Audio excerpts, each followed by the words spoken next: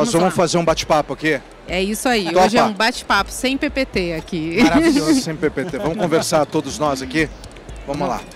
Carol, você está na CIA, gerente de desenvolvimento e aprendizagem em uma das maiores empresas que revoluciona, inclusive, o mercado de moda no país. Com certeza. Você precisa ter uma empresa de aprendizagem, você precisa ter uma empresa com cultura de aprendizagem. Mas vamos entender o que significa cultura de aprendizagem.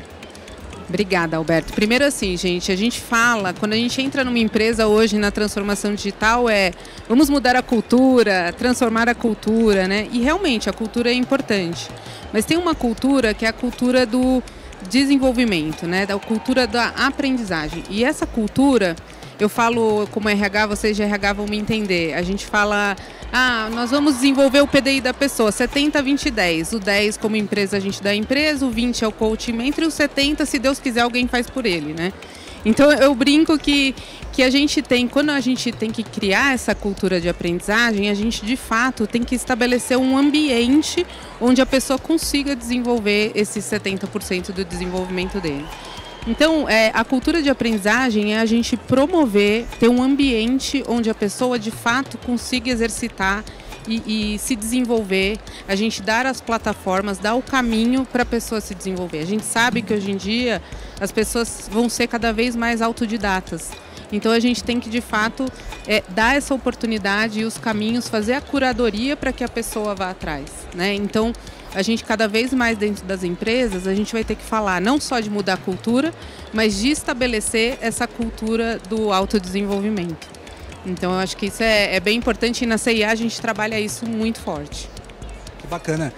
E Carol, a gente teve muita mudança aí acontecendo nesses anos, né? Um pouco atípicos. O que você acha que é o principal desafio que a gente tem hoje para estabelecer essa cultura? Então, para estabelecer essa cultura tem dois grandes desafios. Um é colaboração. Todo mundo fala de ser colaborativo, mas não é tão fácil. Na prática a gente sabe que na hora de entregar, sai fazendo sozinho, entrega e pronto, né? Então eu acho que é um exercício que todos nós temos que fazer, até porque a gente foi treinado e capacitado a ser competitivo. Né? Se você dá um desafio para duas aqui, você naturalmente vai criando uma competição. A gente não vai lá e pergunta para o outro, como é que você fez? Como é que você faz? Então a gente tem essa necessidade de desenvolver essa nossa habilidade de colaboração, né? Então a gente tem que ficar sempre atento a isso. Além disso, a gente tem que ter uma liderança, né, que dá esse espaço para a gente. Porque se você falar para o gestor, olha, eu vou ficar aqui uma horinha me desenvolvendo aqui na plataforma, talvez ele não olhe. Então a gente de fato tem um desafio grande. E o outro grande desafio é que você tem que compartilhar seu conhecimento. Então eu estou aqui nesse momento, agora mesmo, eu achava que eu não tinha condição nenhuma de estar aqui palestrando ou falando. Mas aí exercitando essa questão da comunidade, de aprender com os erros, de aprender com o que os outros já viveram, que estão lá na frente, a gente começa de fato a se jogar. Então esse é um movimento de aprendizagem. Então a gente tem que dividir o que a gente deu certo, o que deu errado, perguntar para o outro. Se o outro já errou, aprende com ele. Você não precisa, né, de fato, fazer o mesmo erro para aprender. Então esse exercício de a gente começar a compartilhar e criar na empresa um ambiente onde as pessoas possam compartilhar.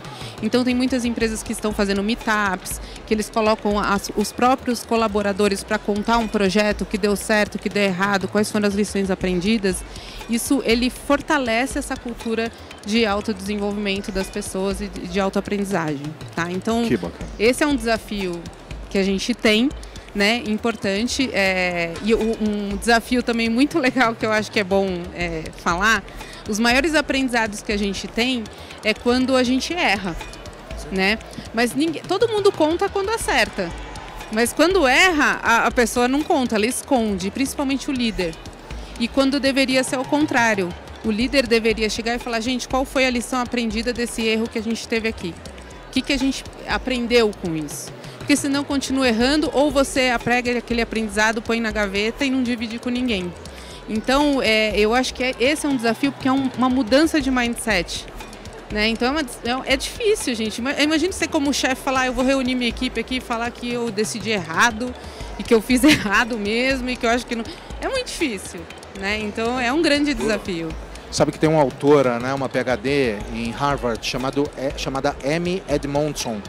ela é especialista em segurança psicológica das companhias. E ela tem uma escala do erro. É muito legal. Depois vocês podem dar uma olhada na Amy Edmondson. E ela conta que existem os erros louváveis e os erros reprováveis, né? Quando você erra de maneira deliberada, é o pior erro possível. Mas quando você erra numa tentativa de descobrir novos mercados, é incrível. É incrível. E é isso, eu acho que a cultura do desenvolvimento, ela passa por isso, por a gente ter essa oportunidade e essa segurança psicológica da empresa de falar, beleza, estamos aqui junto, estamos aprendendo, vamos testar, teste o erro, MVP, né, que todo mundo fala, vamos fazer o MVP, vamos testar. Então é isso, é você ter esse olhar. Né? Mas falar é fácil, gente. É um exercício diário, é como correr uma maratona, você tem que se preparar. De vez em quando você acerta, de vez em quando erra e volta e vai treinando. E no dia a dia assumir esses erros é um desafio, né? Para qualquer pessoa. E a gente fala muito disso lá, que a gente tem que celebrar o erro, mas a gente não pode romantizar o erro. Exatamente. Não é falar, uau, errei, né? Mas você precisa compartilhar, porque pode ser que esse meu erro ajude outra pessoa a acertar. Exatamente. Né? E erro é diferente de incompetência também. Total. Porque você tem muito funcionário, muitas vezes, que é preparado para fazer aquela atividade e erra de maneira reiterada. Ele tem experiência ou ela tem experiência. A gente fala que erro repetido não vale, né? Não vale imprudência, não vale negligência, não vale imperícia. Exatamente. A gente tem que desmistificar o erro, né, Carol? Com certeza. Então, isso eu acho que é um ponto importante e eu acho que é um dos maiores desafios que a gente tem aí na cultura de aprendizagem. Mas, Carol, você falou você deu alguns exemplos muito legais. Você coloca pares para conversar, você troca ideias. Tem questões que podem ser mais formais também para desenvolvimento de cultura de aprendizagem. Eu queria que você falasse um pouco em organizações que talvez não só confiem ou não queiram deixar aspectos só informais no dia a dia. O que você acha? Na CIA vocês implementam alguma coisa um pouco mais formal para disseminar a cultura de aprendizagem? Tem. Eu acho que tanto o formal quanto o informal, Alberto, eles são complementares.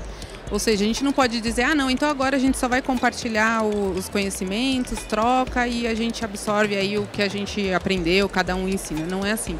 Eu acho que a educação formal, ela de fato, os programas que a gente tem para liderança, na CIA a gente tem programas para liderança, a gente tem programa para formação de primeira liderança, a gente tem programas de formação de supervisor, de gerente, de associado.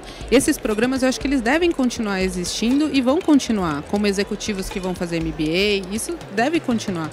Mas a gente tem que estimular que não é só isso a forma de aprendizar, é o famoso 70-20-10. A gente tem os 10% lá de educação formal, mas a gente tem 70% que é através da troca.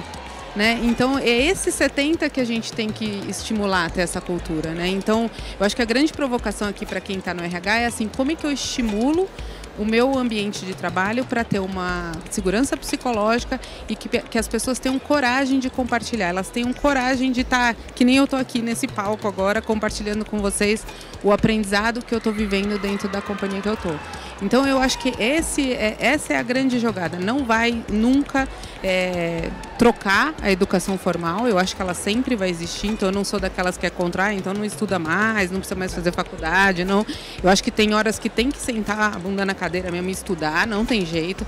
É que nem aprender a nadar olhando o cara falando que nadando. Não dá, você tem que ir lá e você tem que nadar, entrar, se afogar, né? Você tem que batalhar um pouco. Então, eu acho que a educação formal, de fato, ela continua existindo, mas a gente tem que dar valor também para as outras trocas. Então, a gente tem que fazer com que os nossos colaboradores entendam que esse investimento e essa troca também é um processo de desenvolvimento deles.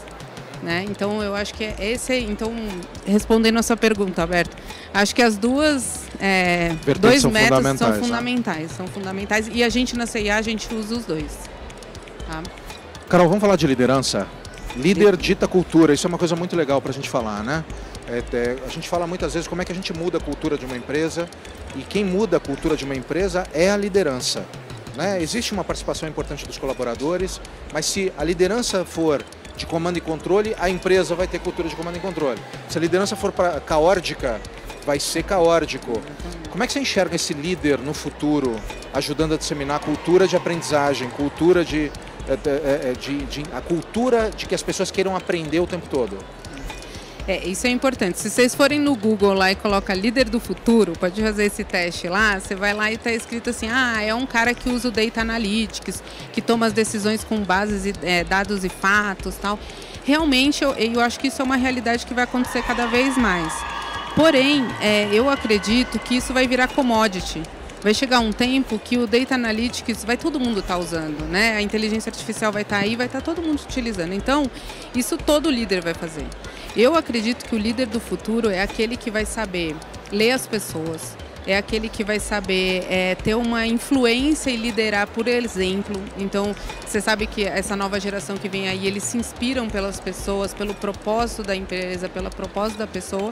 Então, eu acredito que, de fato, o líder que vai se diferenciar e o líder do futuro, ele precisa trabalhar essas questões que tanto se fala de soft skills, né? E que eu até fazendo um paralelo, ele fala, o Simon Sinek agora ele fala não é soft skills, né? Porque parece que é fácil desenvolver, né? O hard é o técnico e o soft é o light, e não é. O human skills são os mais difíceis de desenvolver. Então, eu acho que eu falo do human skills, eu falo, é isso que o líder do futuro tem que desenvolver. Então, quando as pessoas me procuram e falam, putz, Carol, o que eu tenho que desenvolver? Cara, se conhece.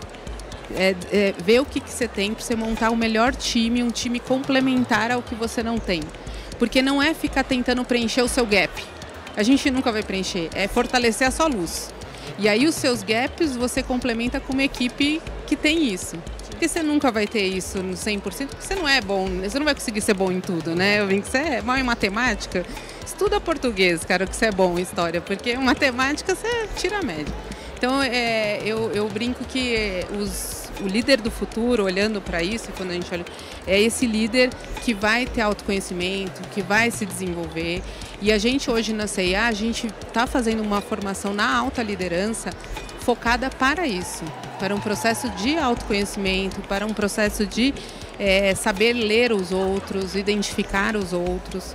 Então, é difícil, mas eu falo que hoje, como RH, a gente está com a licença poética. Isso foi uma coisa que o Covid trouxe para a gente está com licença poética de tocar em temas que anteriormente, no início da minha carreira, se eu chegasse e falar, gente, vamos falar de saúde mental, aí o pessoal ia falar, é louca, né?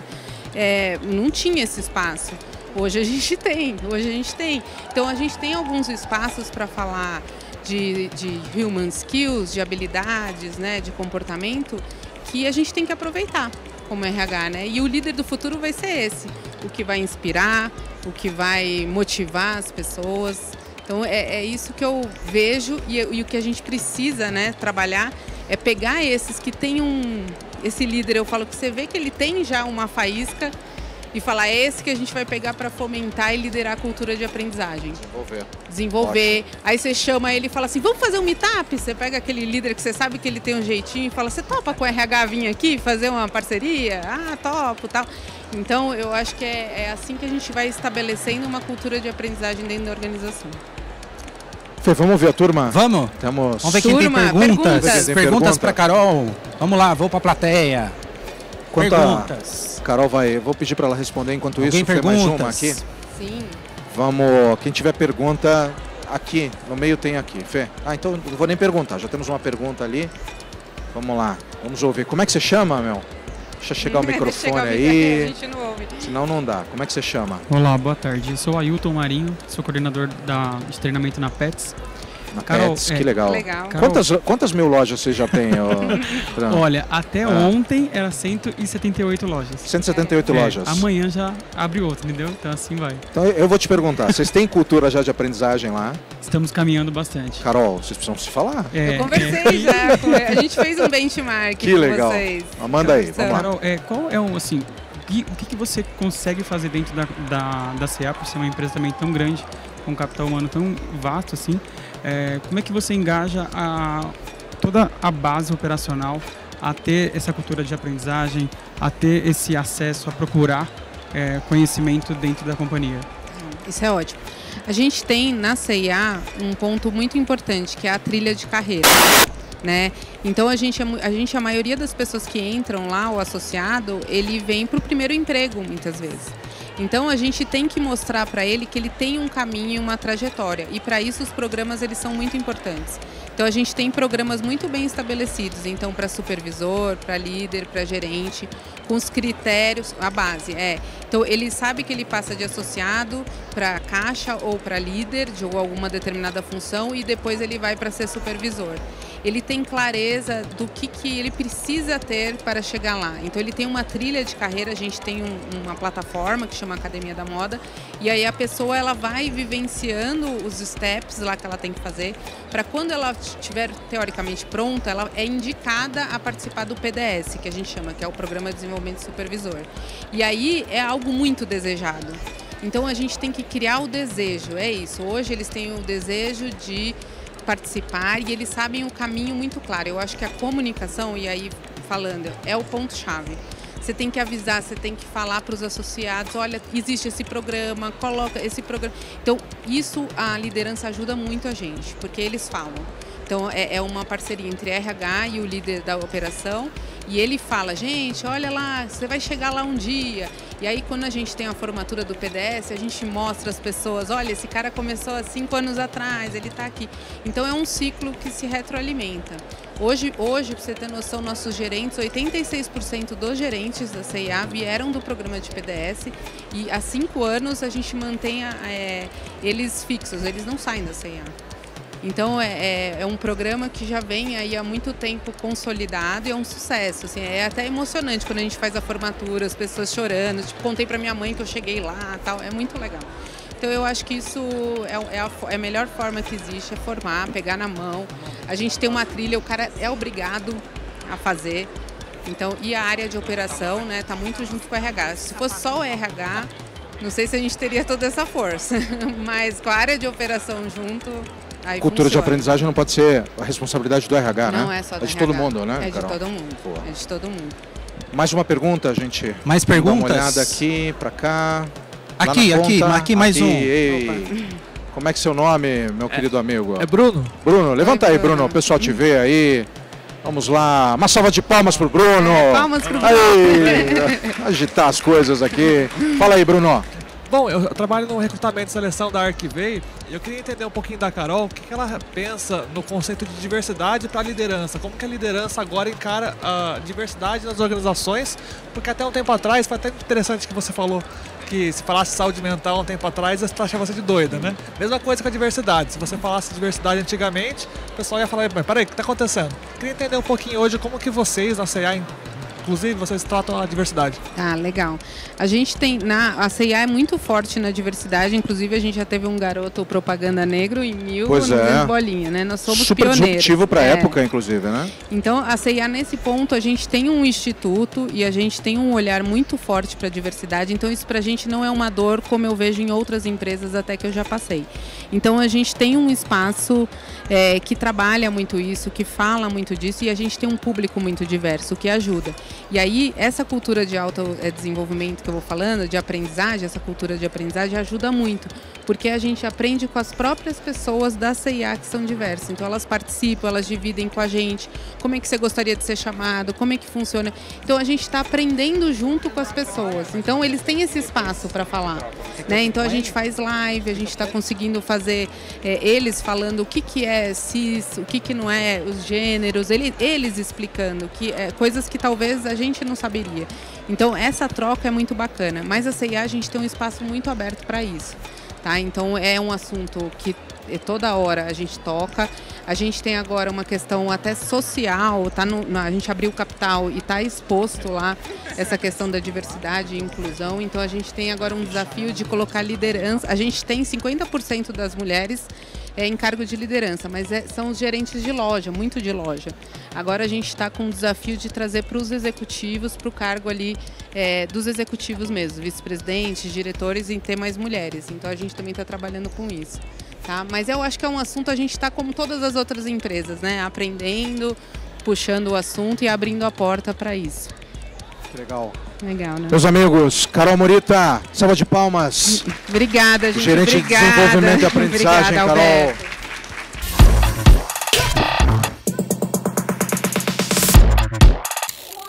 Carol.